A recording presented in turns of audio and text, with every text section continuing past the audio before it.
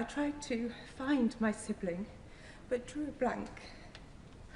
I had to pay privately to find him, and we've now been united. Can the Prime Minister assure those affected that the new systems and resources will be given the funding they need to reunite families? Can I thank her for sharing that personal story? And we can all see just how difficult that must have been. She's shown huge courage in saying that in the chamber today. And the way she described her mother taking the script to her grave is very powerful, and an example of the way in which some people simply feel they can't talk about this and didn't talk about this, and where they've passed will never now be able to talk about this.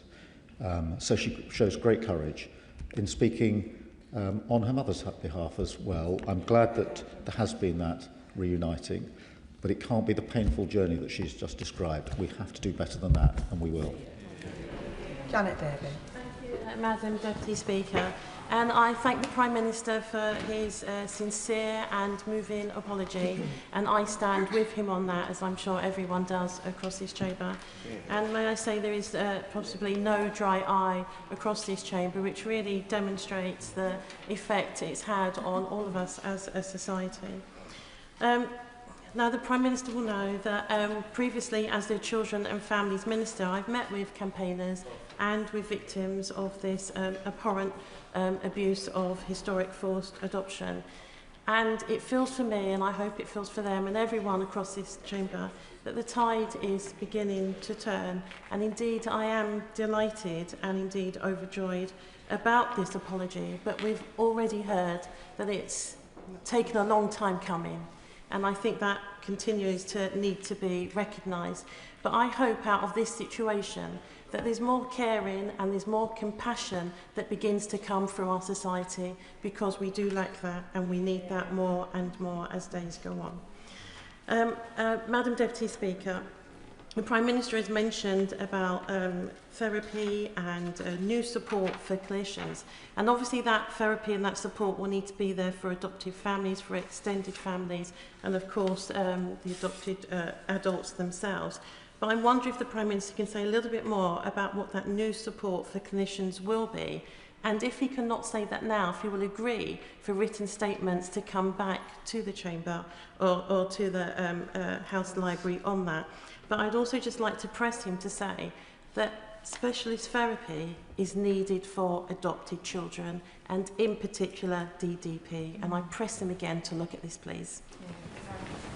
Well, can I thank her for her question and for the work she did as Children and Families Minister. I know she did a lot on this, and I thank her for it and pay tribute to it. She's right about the support that needs to go in, particularly the specialist therapy that is needed. I'm in no doubt about that. It is important that we're putting further funding into, for example, the Adoption and Special Guardianship Support Fund, raising that to £55 million. But we need to keep talking to those affected, to keep talking across this House to make sure we get this right.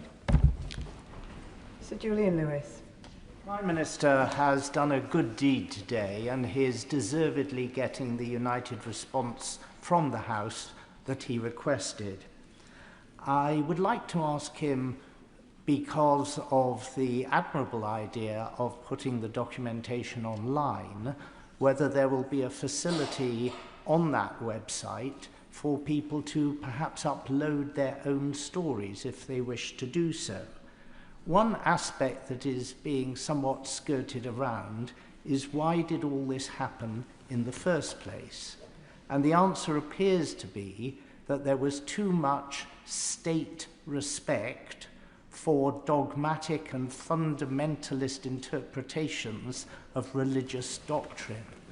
So can we look at our society today and say that there aren't, in some parts of that society, still too much religious repression of women and too much respect for cultural sensitivities that is preventing us from tackling that?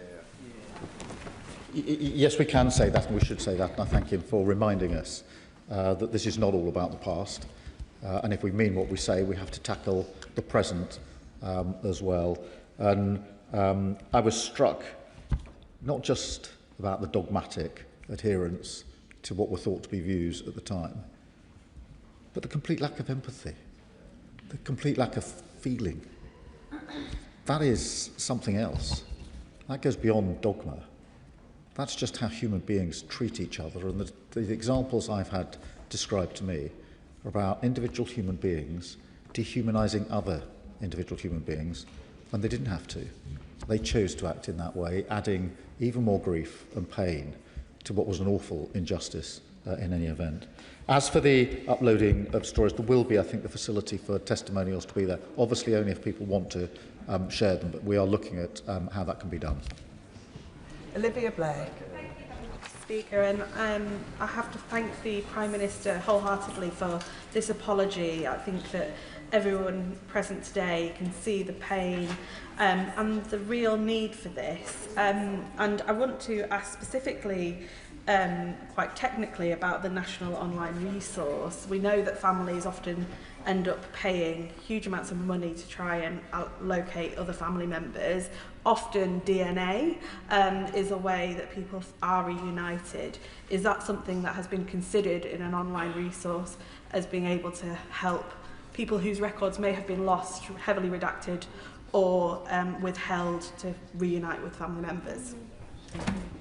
Well, I thank her for raising this, and we're working with all those affecting the families precisely on that issue to make sure that all the relevant information is put together. It's a difficult job because it's held in different places in different ways, and therefore I can't stand here and pretend all the information's available. We've simply got to get it into one place.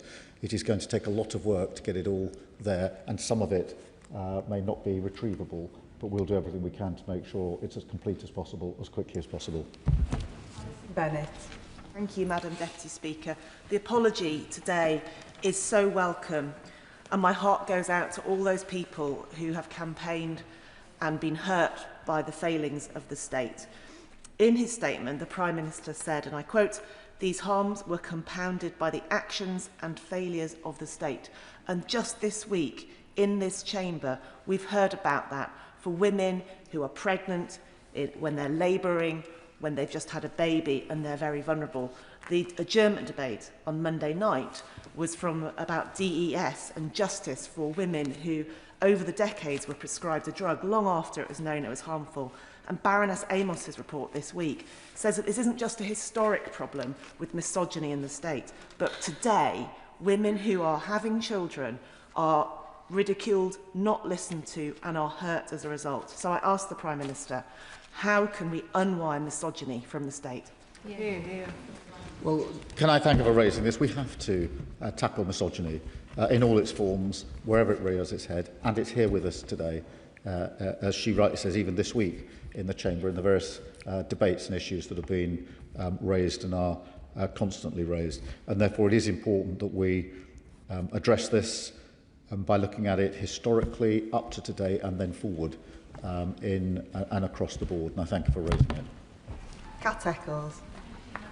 Speaker, and can I add my thanks to the Prime Minister for this long overdue apology from the government for the historic forced adoptions in mother and baby homes across the country. It's something that I have campaigned for since coming to this place, and for far too long the horrific experiences of mothers and their children were ignored, and sadly many have passed away before this day has finally come. So I join everybody here in paying tribute to all the mothers, children and campaigners and the relatives that have supported them along the way, who fought tirelessly, and recognise your courage and determination. Today we take away their shame because it is not theirs to bear. Many have been left scarred by the trauma they endured, a lifetime of feeling unworthy, unloved, judged and guilty. And many babies lost their lives due to poor maternity care, and the location of their burials are not known. So could he consider a way to memorialise the lives lost, giving back some dignity, But does he also recognise that even modern adoption practices are inadequate, leaving adoptees and their families ill-equipped to deal with the trauma, attachment issues and identity struggles, and we must learn lessons from all these historical events? Well, can I thank her for her campaigning on this issue?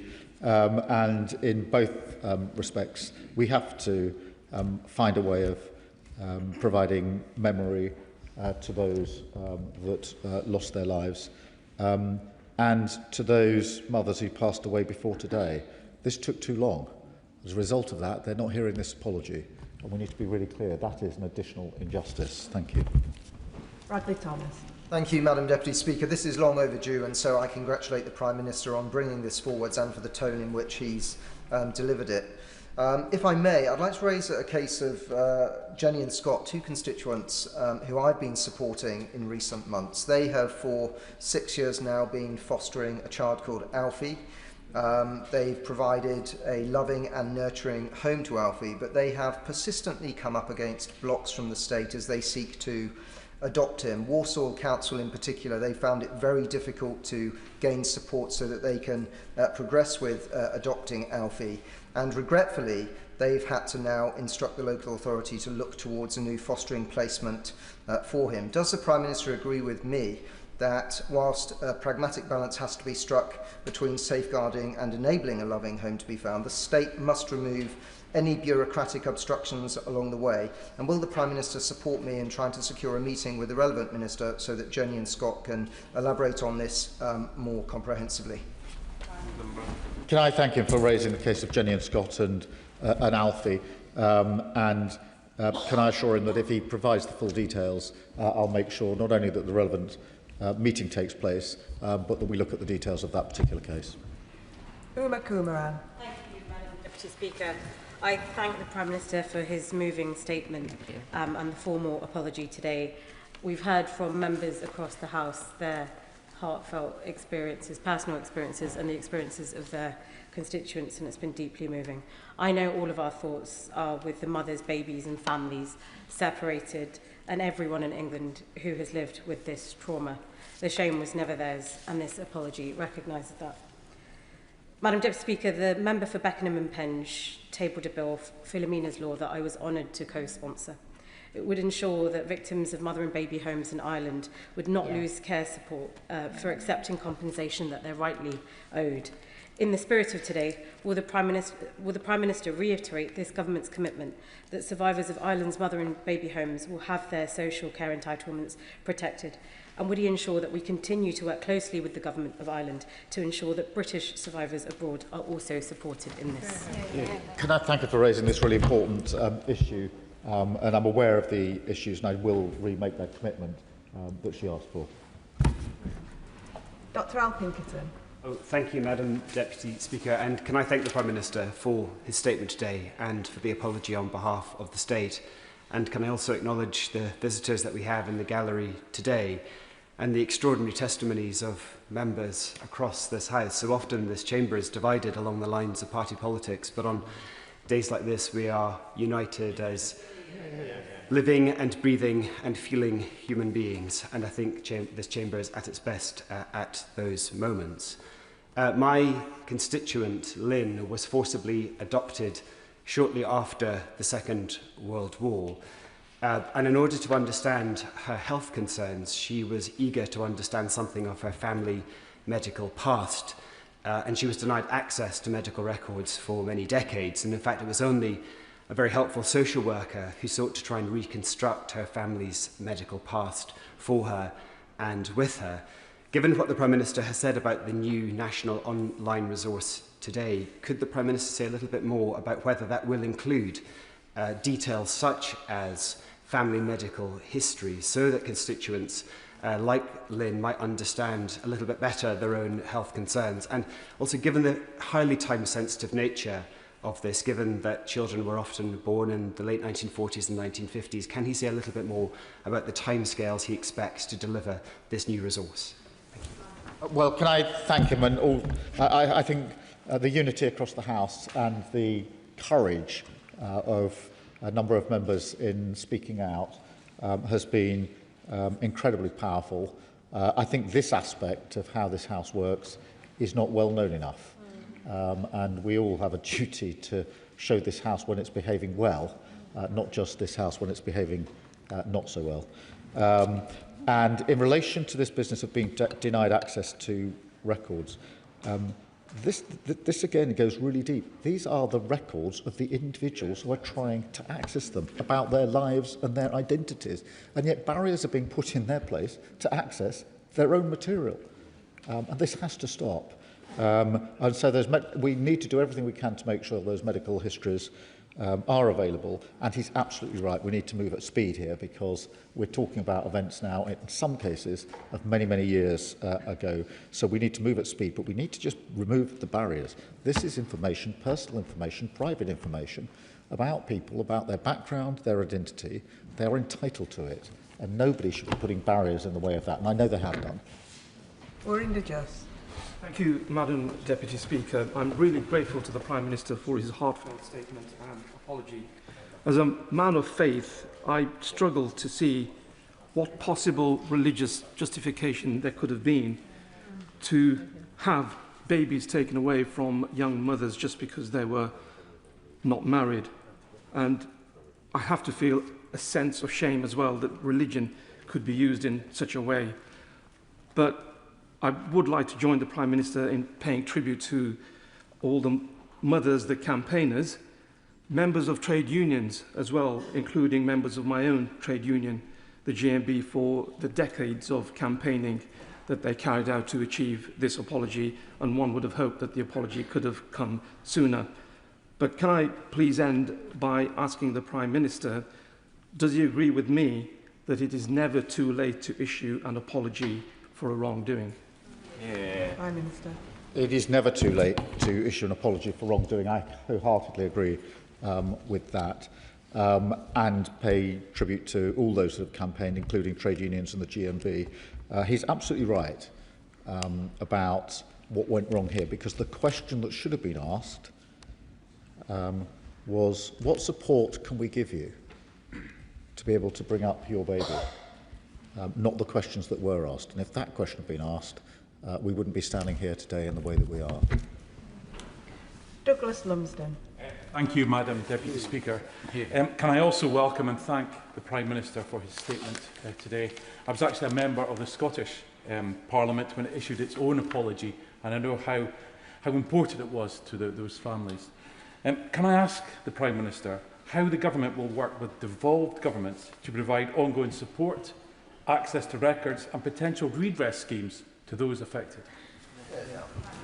Well, I thank him then for reminding us how important it was in Scotland as well. We have to work with the devolved nations on this. It is important that we do so constructively, positively and at speed, because everybody affected needs to know that we are all pulling together on this, and that where information and support is needed, it will be provided as quickly as possible. James Nash. Thank you, Madam Deputy Speaker, and I welcome today's heartfelt and important apology. The Prime Minister may recall that 16 years ago, Gordon Brown publicly apologised to Britain's child migrants, 130,000 young children sent overseas, often without their parents' consent, to Commonwealth countries around the world. Margaret Humphreys and the Child Migrants Trust, which is based in my Rushcliffe constituency, continue to support survivors and campaign for recognition and redress. Following today's apology, alongside the very important commitments that the Prime Minister has made, would he also consider what more can be done to support the child migrants and to honour the national apology that was made back in 2010? Prime Minister. Well, I thank him for his question. The 2010 apology was a solemn moment, and work continues to honour the legacy of that apology, just as the work will continue to honour and follow through on the apology that has been issued today. Richard Ford. Thank you, Madam Deputy Speaker. It was barbaric that 185,000 babies were taken from young mothers across a quarter of a century until just 50 years ago. And the Prime Minister is right to say how wrong that was. And in apologising on behalf of the state, he acknowledged that of the children who were taken, some were raised in loving homes by adoptive families. Does the Prime Minister accept that it is possible to say sorry to birth parents and their children while simultaneously being grateful to parents who did their very best to adopt children over that period, many of whom didn't know about the circumstances in which those babies were removed from their birth parents. Prime Minister. Can I thank him? And I don't want to go against the spirit of his question, but I do have to say this. I think too many of those that were adopted were told that they should be grateful for what happened to them. And too many of the mothers were told that they should be grateful that their children would get care they couldn't provide. That in itself was deeply hurtful. Deeply, deeply hurtful. I'm not trying to suggest that others didn't try to do their level best, but this was not a situation in which anybody affected this should feel or be told that they should be grateful for what happened.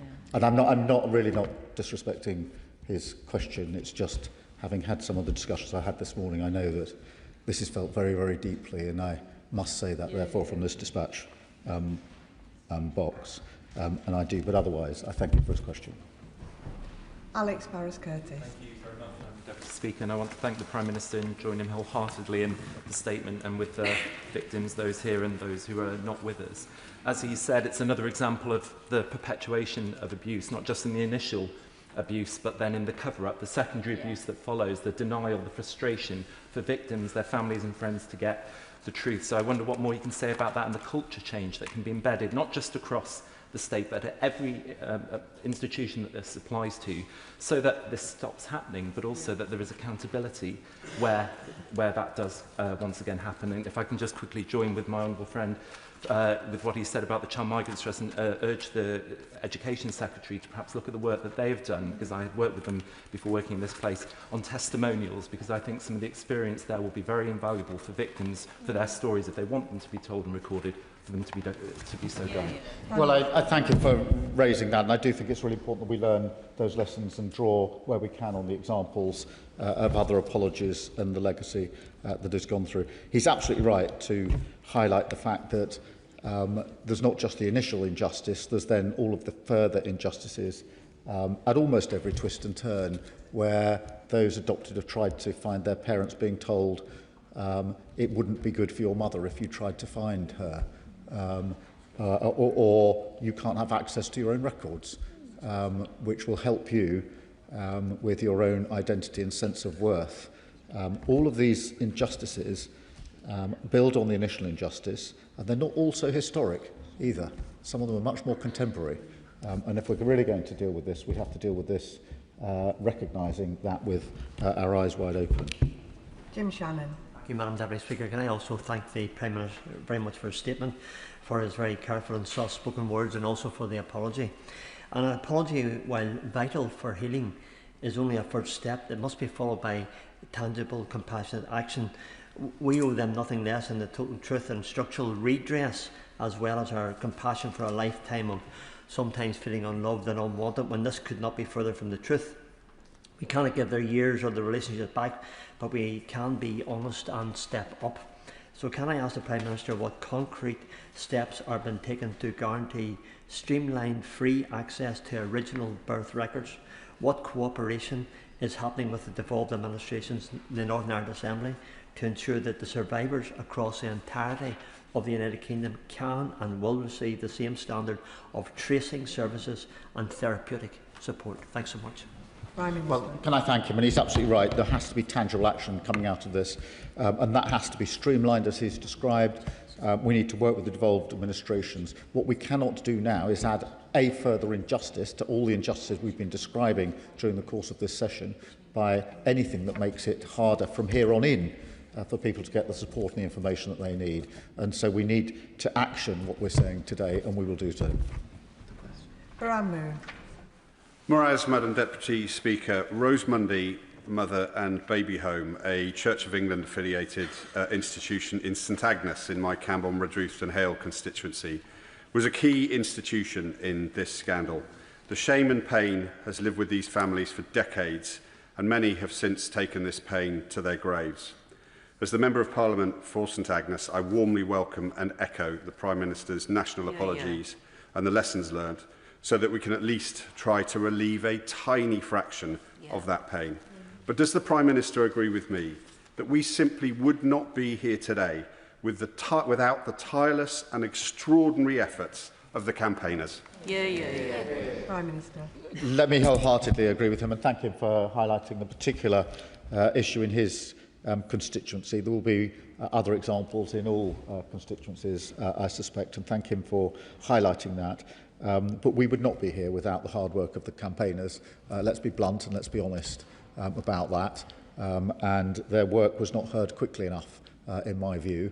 I'm glad that we've got to this day. It's an important day for them, but it's also an important day for us, because we need to recognise that this is about the state. This is about how the state responds, how the state acts, and so it's an important point for all of us as well.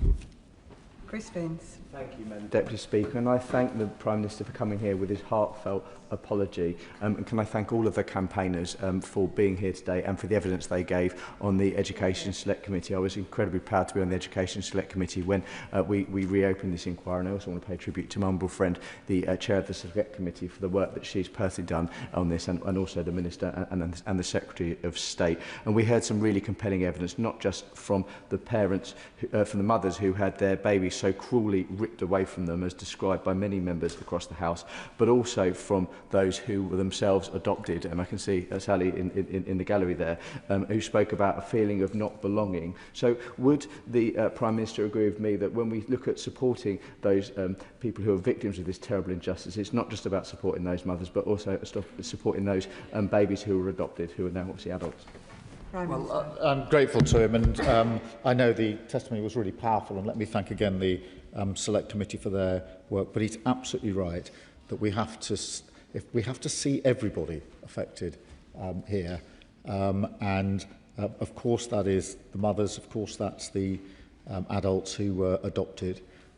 It goes beyond that, the extended families, the other members of extended families, siblings, and of course those who sadly passed before we got to today. But he's absolutely right. If we're going to hear and if we're going to see, we've got to hear and see everyone impacted by this, not just some. Anthony Blett. Madam Deputy Speaker, I want to thank the Prime Minister for this long-awaited and long-overdue heartfelt apology on behalf of the state. As a mother to an 18-year-old daughter, each day that takes me further away from the day I gave birth to her, the more fiercely I hold on to the precious memory of her entering this world. So I cannot begin to imagine the pain inflicted on those mothers who had their babies ripped away from them. And I imagine they also have clear memories that never fade, but instead become even sharper as time goes by. I'm in awe of their strength. I am so sorry they experienced such pain. And I thank the Prime Minister for making it clear the shame sits with churches, charities, the healthcare system and the state, not with their survivors. I hope today goes some way in helping families torn apart to heal as best as they can. Prime Minister. Well, I thank her for her question, and she's absolutely right that this is pain that is felt and carried every single day by those affected every single day, and we recognise that. And I also recognise that today doesn't change that. Let's not pretend that it's all taken away by this apology. It's not. It lightens a little the load. It provides a degree of justice and acknowledgement from the state. But I'm in no doubt at all that that pain will continue, unfortunately, to have to be carried by those affected. We will simply do all we can to support them throughout that. But nothing can lift this. Nothing ever will lift this. But let's do everything we can to build on the apology given today. Sarah Edwards. Thank you, Madam Deputy Speaker, and I want to thank the Prime Minister for his sincere apology for those who have experienced this historical forced adoption scandal, and pay tribute to those in the gallery today and those that cannot be here. I think he has talked a lot today, actually, about those that need to be heard and that may not have been heard. And so my question really is about to potentially my constituents and others in this House who may not have had the courage to come forward, or for those who are not sure whether or not they may have been affected or adopted. How can we give them some courage to come forward and know that they will be listened and that they will be heard and that they can access some of the support services that you have announced? Thank you. Prime Minister. I hope the apology goes to help those who haven't felt able to talk about this to come forward. On one level, it's a matter of courage, but it's probably more than that. I was struck this morning by the example given to me of trying to read a story in a newspaper about these issues and covering it up, and not wanting to be seen in public reading the story because of that deep sense of shame. And I've no doubt that some who haven't been able to speak about this have felt they can't because they can't break out of that. I hope today helps them. I hope that by making it clear the shame is with us, it's our shame, and by hearing of the courage of those in the gallery and others who've campaigned, that it may just give them the ability to come forward. And it is important, I think, because if they do, they will find support. And by talking to others who've been affected in the same way, they may find some comfort they probably haven't got at the moment. But it is very difficult for people who have shut these things away to have the ability to come forward. It will take time, but hopefully it's one step closer today. Peter Swallow. Thank you, Madam Deputy Speaker. In moments like this, I feel the sheer privilege of getting to serve on both the Human Rights Committee and the Education Select Committee. But the Prime Minister is right that it should not have taken 2 Select Committee reports to get us here today. More importantly, it should not have taken the victim survivors of this terrible scandal having to retell their stories, re-traumatise themselves again and again to get here. As the Human Rights Committee report makes clear, there are some things only a government can do, and for that reason I want to thank the Prime Minister from the bottom of my heart for his apology on the behalf of the state today, and just ask him, if he may, to set out in a little more detail how he and the Department for Education have worked with the survivors of this scandal to get to where we are today, and the full apology that he has set out. Thank you. Well, can I thank him and the work he's done on both committees, and the work to get us here today has been done in conjunction with all those impacted, and we will continue to work in that way. That's the right way to work, and it's the only way to work, and so we'll continue down that vein. There are many challenges still ahead, but if we approach them by hearing and seeing and working with those affected, we have a better chance of meeting those challenges. Jane Kirkham. Thank you, Madam Deputy Speaker. I want to thank the Prime Minister for what he said today and the way he said it, and of course the bravery of all the people who have been involved in getting us here. I have a constituent who's an adoptee. She came to see me recently. She was born in 1969, so she's 3 years older than I am. She told me that adoptees are 4 times more likely to try to commit suicide. So I really welcome the support for adult adoptees and mothers in the form of a health pathway for those affected by forced adoption, including the counselling they will need because of their post-traumatic stress disorder. She also asked me to bring up the possibility of marking medical records for adult adoptees so they can get the screening and support they need for those who don't have a medical history to fall back on. Yeah. Prime Minister. Can I thank you for raising those issues, which are really important, and we will work with her and others to try to make improvements here and put the appropriate support and screening and information in place. And that concludes the statement. Point of order, Jeremy Corbyn. Thank you, Madam Deputy Speaker. I rise on a point of order of which I've given prior notice to the member for Lincoln, the Parliamentary Under Secretary at the Foreign, Commonwealth and Development Office. Yesterday, I asked him about Britain's relationship with Israel in relation to its disgraceful expansion of illegal settlements. I made the point that these are illegal and supported and facilitated by the Israeli government. He did not answer my question about Britain's military cooperation. Instead, he misrepresented my words and implied I was somehow or other making a statement about the views of the Jewish people in this country, which I was absolutely not. I would like your advice on how I can ensure that the Minister comes back to the House corrects the record and answers the question that I asked him.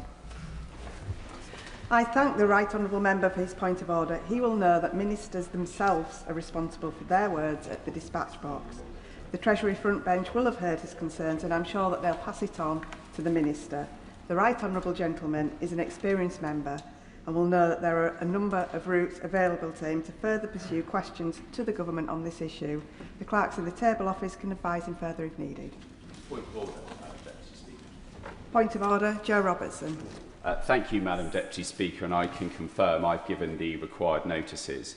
Yesterday in Westminster Hall, the Maritime Minister, the Honourable Member for Selby, may have inadvertently misled the House in that he stated on 3 occasions that a Court of Appeal judgment changed the legal status of maritime Coast Guard rescue officers. It's simply not true. The Court of Appeal confirmed worker status that already existed and has existed for years. Indeed, it is the Maritime Coast Guard Agency, backed by the government, that is now seeking to change the status of those brave heroes to that of unpaid volunteers. Madam Deputy Speaker, can you advise me on how I seek to get the record corrected? I thank the Honourable Gentleman for notice of his point of order. The Treasury benches will have heard his point and will doubtless communicate it to the Minister who is in his place, who will be able to consider whether there is anything in his remarks which requires correction or whether, taken as a whole, they gave an accurate account of the situation. Point of order, Florence Eshalome. Thank you, Madam Deputy Speaker. I just want to seek guidance from your good self in terms of how I can remind members. I am proud to serve the constituency of Vauxhall and Campbell Green with many wonderful venues, hosting many fantastic events, but members, in terms of notification, including senior members, when they have speaking events, which are not private events, they should be notifying the said member. I thank the Honourable Member for giving notice of her point of order. When a member visits another member's constituency, except on purely a private visit, they should take reasonable steps in advance to tell the member in whose constituency the visit is taking place. The document called The Rules of Behaviour and Courtesies in the House of Commons deals with this matter. Failing to follow that guidance is regarded as very discourteous. We now move to the presentation of bill. Presentation of bill, Matt Temain.